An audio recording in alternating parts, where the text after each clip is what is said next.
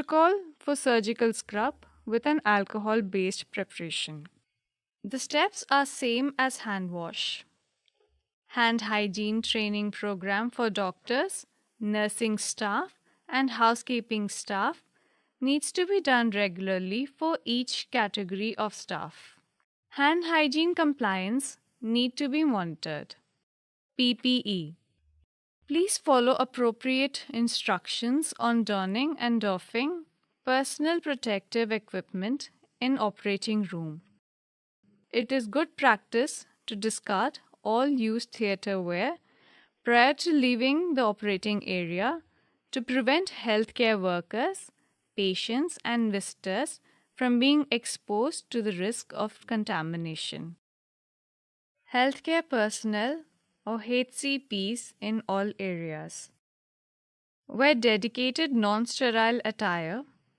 Staff should keep their movements in and out of the operating room to a minimum. Semi-restricted and restricted areas of the surgical or invasive procedure setting. Wear clean surgical attire, including shoes, head covers, surgical masks, and identification badges. Head cover or cap should cover the hair on the head and face fully when entering the operating room. Surgical mask should cover the mouth and nose fully when entering operating room if an operation is about to begin or already underway, or if sterile instruments or equipment are exposed. Wear the mask throughout the operation. Scrub team members are required to put on sterile gloves after donning a sterile gown. Use surgical gowns that are effective barriers to liquid penetration. Skin preparation for surgical site disinfection. Perform hand hygiene. Wear appropriate PPE. Use disinfectants, for example, iodine compounds, followed by 70% alcohol.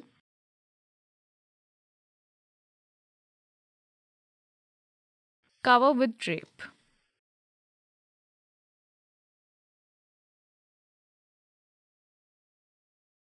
Management of infected or colonized surgical personnel.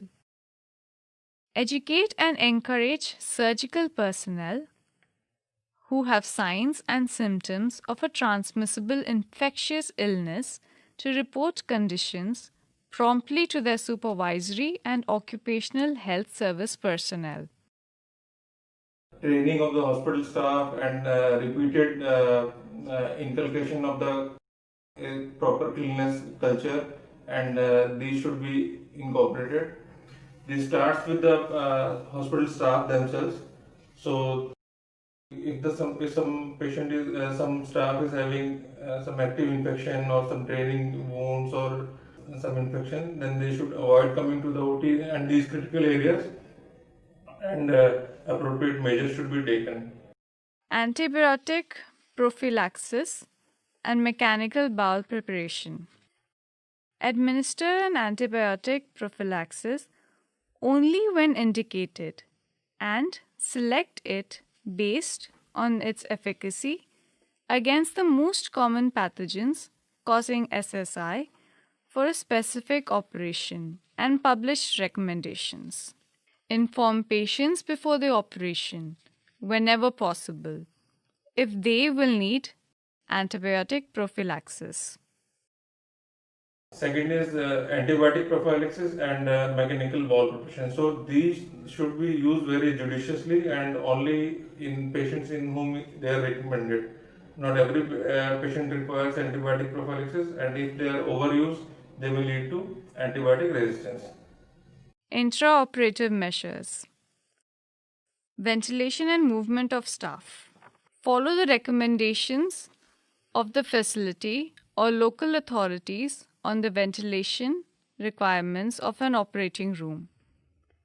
Keep operating room doors closed except as needed for passage of equipment, personnel, and patients. Limit the number of people entering the operating room to necessary personnel only. Asepsis and surgical technique. Adhere to standard principles of asepsis for all procedures, including placement of intravascular devices, spinal or epidural anesthesia catheters, and when dispensing and administering intravenous drugs. Assemble sterile equipment and solutions immediately prior to use. Handle tissue gently. Maintain effective hemostasis. Minimize devitalized tissue and foreign bodies, and eradicate dead space at the surgical site. Maintaining effective hemostasis. Maintain patient normothermia and prevent inadvertent perioperative hypothermia. Maintain optimal oxygenation during surgery and ensure that an appropriate hemoglobin saturation is maintained during surgery and recovery. Maintain adequate perfusion during surgery. Do not use intraoperative skin, re-disinfection, or antimicrobials in abdominal surgery to reduce the risk of surgical site infection.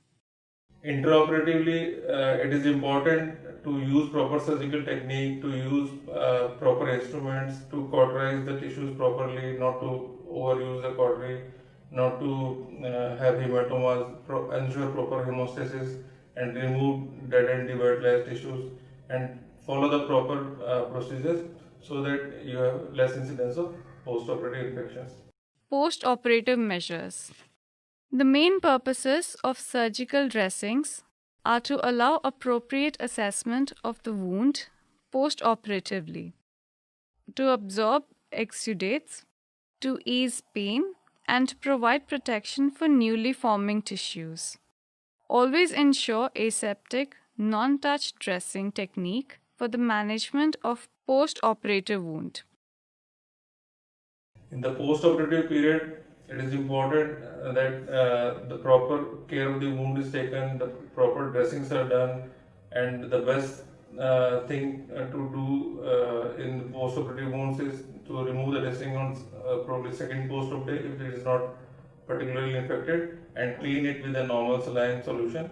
And then if the wound is not infected, we can leave it open, or otherwise cover with a sterile gauze. And it is important to ensure that the patient's relatives and the patient's attendants are taught and they are made comfortable about the care of the wound so that the post-operative period is smooth and without any problem. And these things go a long way in preventing sepsis in the hospitals and the critical patients, and lead to a significant saving of the resources. And these can be done at any place with proper following of the standard operating procedures. Post-operative cleansing. The most appropriate and preferred cleansing solution is sterile normal saline because it is non-toxic and the isotonic solution does not damage healing tissues. The objective is to remove excess wound exudate or any mobile slough and wound debris. In choosing an antibiotic, one should consider the results of microbiological sensitivity tests and local sensitivity patterns. Please follow institutional antimicrobial policy for appropriate prophylaxis and treatment. Well, infection control and prevention is extremely important and almost essential in every operation theater. This starts with a good planning and design of the operation theater with appropriate infection control practices, adequate sterilization techniques, and disinfection of the operation theater. The awareness of the staff and their practices in the operation theatre is extremely important and plays a key role in prevention of operation theatre related infections.